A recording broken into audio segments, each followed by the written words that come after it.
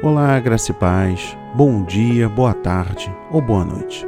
Não sei exatamente o horário que você estará ouvindo este áudio ou assistindo a este vídeo em todas as nossas redes sociais, mas eu creio poderosamente que há de edificar a sua vida, que há de transformar a sua fé, a sua esperança, que há de restabelecer a sua confiança no Senhor, que há de perseverar em busca da sua cura. Sim, a cura espiritual, a cura da dor, da enfermidade, da depressão, do transtorno de ansiedade, da síndrome do pânico. Por falar em cura, este é o grande propósito em orações, Deus que cura. Um dos nomes de Deus é Jeová Rafá, que significa o Senhor que sara. Ele é o médico dos médicos, não há nenhuma doença ou condição adversa que não possa ser curada. Deus também dá o dom de cura para outras pessoas, que curam outras pessoas para a glória de Deus. E hoje, nesse 13º dia, o projeto A Marca da Promessa traz para leitura e meditação o livro de Mateus, capítulo 4, versículo 23. E a palavra diz: Jesus foi por toda a Galileia, ensinando nas sinagogas deles, pregando as boas novas do reino e curando todas as enfermidades e doença entre o povo. Amém. E graças a Deus. Meu irmão, minha irmã, peço que você se desconecte de tudo e preste atenção na mensagem que eu trago hoje para a sua vida. O tipo de obra que Jesus realizou durante seu grande ministério galileu é agora brevemente resumido. Não ficou limitado a Cafarnaum, pois lemos, ele percorreu toda a Galileia, ensinando em suas sinagogas e pregando o evangelho do reino, e curando toda doença e toda enfermidade entre o povo. A atividade de Jesus diferia da de João, isto de diversas maneiras. João pregava ao ar livre, Jesus também nas sinagogas. João pregava, Jesus também ensinava. E, em sua pregação, João enfatizava a necessidade de arrependimento em vista do juízo iminente. Jesus ainda, que não negligenciando isso, pôs maior ênfase na mensagem positiva. Proclamava o evangelho do reino. João veio não comendo e bebendo. O Filho do Homem veio comendo e bebendo. E finalmente João pregava e batizava. Jesus pregava e realizava milagres de cura. Há diferença entre pregação e ensino. Embora seja verdade que boa pregação é também ensino, não obstante, a ênfase não é a mesma. O termo usado no original, pregar, significa introduzir, anunciar, proclamar. Por outro lado, ensinar indica a tarefa de comunicar uma informação mais detalhada a respeito da proclamação que fora feita. Jesus fez pleno uso de sua oportunidade de pregar e ensinar nas sinagogas. Na frase, o Evangelho do Reino, o que significa reino? Não há a necessidade de se repetir o que já foi dito a respeito. Em sua conotação mais ampla, as expressões o reino dos céus, o reino de Deus ou simplesmente o reino indicam a realeza de Deus, seu governo ou soberania, reconhecido nos corações e que opera na vida do seu povo, efetuando nelas a sua completa salvação, sua constituição como igreja e finalmente como universo redimido. Notar especialmente os 4 conceitos. Primeiro, a realeza, o governo ou soberania reconhecida de Deus. Essa poderia ser o significado em Lucas 17, versículo 21. O reino de Deus está dentro de vós. E é o significado de Mateus capítulo 6, versículo 10. Venha o teu reino, seja feita a tua vontade. Segundo, a completa salvação, isto é, todas as bênçãos espirituais e materiais, ou seja, bênçãos para a alma e para o corpo, que resultam quando Deus é Rei em nosso coração, reconhecido e obedecido como tal, em consonância com o contexto. Esse é o significado de Marcos capítulo 10, versículos 25 e 26. É mais fácil do que entrar um rico no reino de Deus. E eles diziam: quem, pois, pode ser salvo? Terceiro, a igreja, a comunidade de homens cujos corações de Deus é reconhecido como rei. O reino de Deus e igreja, quando usados neste sentido, são quase equivalentes entre si. Este é o significado de Mateus capítulo 16, versículos 18 e 19. E sobre esta rocha edificarei a minha igreja, e eu te darei as chaves do reino dos céus. Quarto, o universo redimido, o novo céu e a nova terra com toda a sua glória, algo ainda futuro, a realização final do poder salvífico de Deus, assim em Mateus 25, versículo 34. Herdai o reino preparado para vós. Esses 4 significados não são separados em relação entre si. Todos eles procedem da ideia central do reino de Deus, da supremacia de Deus na esfera do poder salvífico. O reino, o reinado, o termo grego possui ambos os significados. Dos céus é semelhante a uma semente de mostarda que se desenvolve gradualmente. Por isso, é ao mesmo tempo presente e futuro. Jesus falou da obra da salvação como sendo o reino ou reinado dos céus para indicar o caráter, a origem e o propósito sobrenaturais de nossa salvação. Nossa salvação tem início no céu e deve redundar em glória para o Pai que está no céu. Por isso, ao usar esse termo, Cristo defendia a verdade, tão preciosa para todos os crentes, de que tudo está subordinado à glória de Deus. Jesus não só pregou e ensinou, ele também curou. Nenhuma doença foi demasiadamente difícil ele curar. Nenhuma enfermidade foi tão complicada que ele não pudesse mitigar. Daí, toda espécie de doença e toda espécie de enfermidade. Os milagres de cura de Cristo realizou tinham um significado tríplice. A confirmavam sua mensagem. Revelavam que, de fato, ele era o Messias das profecias. E comprovavam que, em certo sentido, o reino já havia chegado porque, como já indicou, o conceito de reino inclui bênção tanto para o corpo como para a alma. Os evangelhos, por toda parte, estabelecem uma relação muito estreita entre os conceitos de reino e milagre.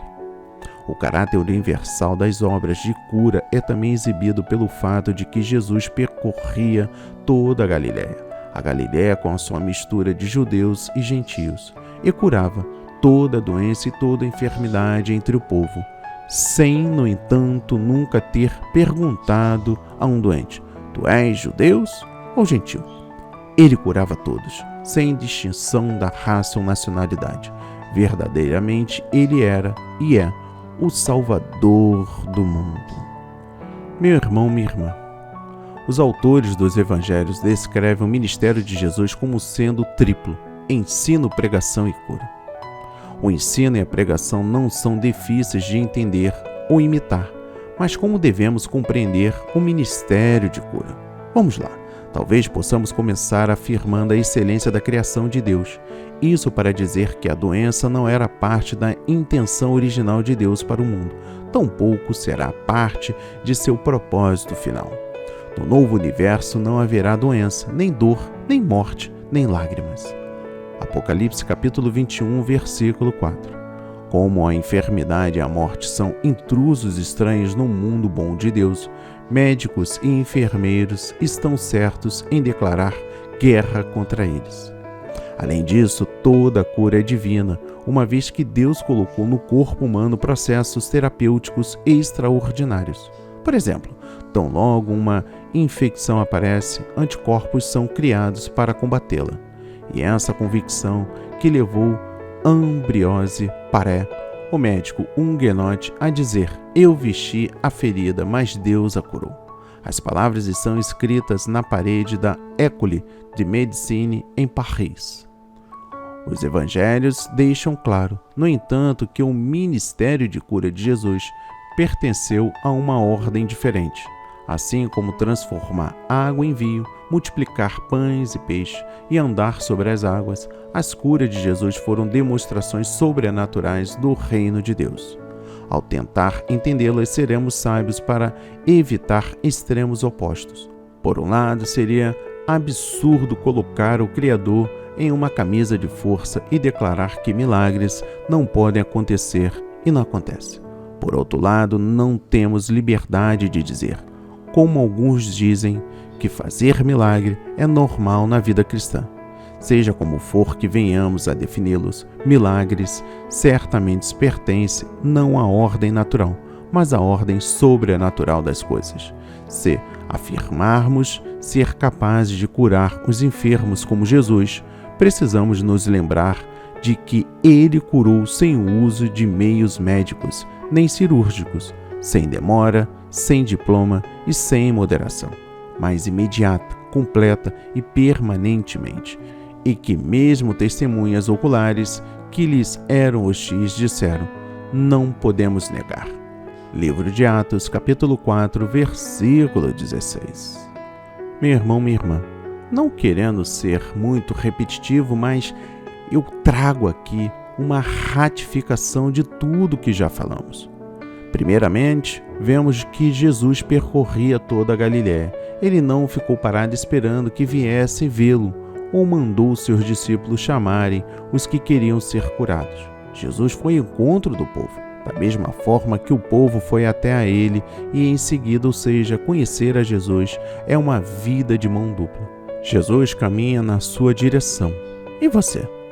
A seguir, vemos as 3 principais atitudes desenvolvidas por ele: ensino, pregação e cura. Jesus ensinava seus seguidores para promover seu crescimento enquanto continuava anunciando o Evangelho para aqueles que não o conheciam. A cura era misturada a todos os necessitados, completando a restauração do homem em toda a sua natureza, mental, espiritual e física. Vemos também a descrição dos enfermos, as mesmas 3 dimensões da natureza humana: espiritual, os endemoniados, mental, lunáticos ou loucos, e física, paralíticos. Jesus tem poder para curar todo tipo de doença e quer restaurar a sua vida por inteiro. Por que não dar este passo agora em sua direção? Meu irmão, minha irmã, chegamos ao final deste 13º dia, Deus que cura. Eu trago aqui um importante pensamento. O que a Bíblia diz sobre a cura? Vamos lá. Um aspecto importante do ministério de Jesus era curar física e espiritualmente. A Bíblia diz em Mateus 4, versículo 23, e percorria Jesus toda a Galiléia, ensinando nas sinagogas, pregando o evangelho do reino e curando todas as doenças e enfermidade entre o povo. Até aqui é o ponto central deste 13º dia. Agora vamos mais adiante para compreendermos o final de todo esse contexto e para que nós possamos, de fato, ter o verdadeiro caminho da busca da cura. O dom de curar fisicamente não é um dom mais importante que Deus dá. A Bíblia diz em Mateus 9, versículo 2, eis que lhe trouxeram um paralítico deitado num leito. Jesus, pois, vendo-lhes a fé, disse ao paralítico, tem ânimo, filho, perdoados são os teus pecados. Deus deseja nos curar espiritualmente e, consequentemente, prover a cura física. A Bíblia diz em Mateus 9, versículo 6, ora, para que saibais que o Filho do Homem tem sobre a terra autoridade para perdoar pecados. Disse então ao paralítico, levanta-te, toma o teu leito e vai para a tua casa. Preste atenção. Cristo deu-nos a cura espiritual ao morrer pelos nossos pecados. A Bíblia diz no livro do profeta Isaías, capítulo 53, versículos 4 e 5, verdadeiramente ele tomou sobre si as nossas enfermidades e carregou com as nossas dores, e nós o reputamos por aflito, ferido de Deus e oprimido. Mas ele foi ferido por causa das nossas transgressões e esmagado por causa das nossas iniquidades. O castigo que nos traz a paz estava sobre ele, e pelas suas pisaduras fomos sarados. Olha, Os milagres de curas confirmaram o ministério da igreja primitiva. A Bíblia diz no livro de Atos, capítulo 5, versículo 16, também nas cidades circunvizinhas afluía muita gente e Jerusalém, conduzindo enfermos e atormentados de espírito imundos, os quais eram todos curados. Ainda que os milagres sejam um sinal do ministério, devemos ter cuidado, porque Satanás também pode fazer milagres. A Bíblia diz em Apocalipse capítulo 16, versículo 14, pois são espíritos de demônios que operam sinais, os quais vão ao encontro dos reis de todo o mundo, para os congregar para a batalha do grande dia do Deus Todo-Poderoso. Os milagres nunca eliminam a necessidade de uma fé pessoal. A Bíblia diz em João capítulo 20, versículos 29 a 31, disse-lhe Jesus, por que me viste, credes? Bem-aventurados os que não viram e creram. Jesus, na verdade, operou na presença de seus discípulos ainda muitos outros sinais que não estão escritos neste livro. Este, porém, estão escritos para que creiais que Jesus é o Cristo, o Filho de Deus, e para que, crendo, tenhais vida em seu nome. A cura resulta da obediência às instruções de Deus. A Bíblia diz em Êxodo capítulo 15, versículo 26, se ouvirdes atentamente a voz do teu Deus e fizerdes o que é reto diante dos teus olhos, e inclinardes os ouvidos aos seus mandamentos, e guardares todos os seus estatutos sobre ti, não enviarei nenhuma das enfermidades que enviei sobre os egípcios, porque eu sou o Senhor que te sara. Aleluia! Deus que cura. Deus pode até curar doenças incuráveis. A Bíblia diz em Salmos 107, versículo 20, enviou a sua palavra e os sarou e os livrou da destruição. A oração de fé, simbolizada pela unção de azeite, pode produzir cura. A Bíblia diz em Tiago, capítulo 5, versículos 14 e 15, está doente algum de vós? Clame os anciãos da igreja, e estes orem sobre ele, ungindo com óleo em nome do Senhor. E a oração da fé salvará o doente, e o Senhor o levantará, e, se houver cometido pecados, ser-lhe-ão perdoados. A palavra de hoje foi semeada em corações quebrantados. Assim seja, assim diz o Senhor. Amém, amém e amém. Graças a Deus, graças a Deus. Pai amado, bendito Pai Celestial, Pai de todas as nações. A palavra de hoje foi semeada em corações quebrantados, destruídos, corações doentes, abatidos. Corações estes sobrecarregados pela dor, tristezas, decepções. Mas sabemos que Jesus pode todas as coisas. E neste exato momento estamos nos entregando de corpo e alma para sermos redimidos, purificados, curados e sarados. Toda honra e toda glória seja dada a Ti, meu Pai. Seja dada ao Seu Filho Jesus, porque este nos amou. Lavrou todos os nossos pecados na cruz do Calvário. Estamos aqui honrando, glorificando, espalhando as boas novas, pois sabemos que Jesus, na verdade, operou na presença dos seus discípulos muitos milagres e tem operado hoje diante dos nossos olhos. Meu Pai, sabemos que os milagres nunca eliminam a necessidade de uma fé pessoal. Estamos aqui pedindo para que nossa fé também seja restabelecida e blindada. Em nome de Jesus, glorificamos e honramos o seu santo nome. Amém. E graças a Deus, graças a Deus.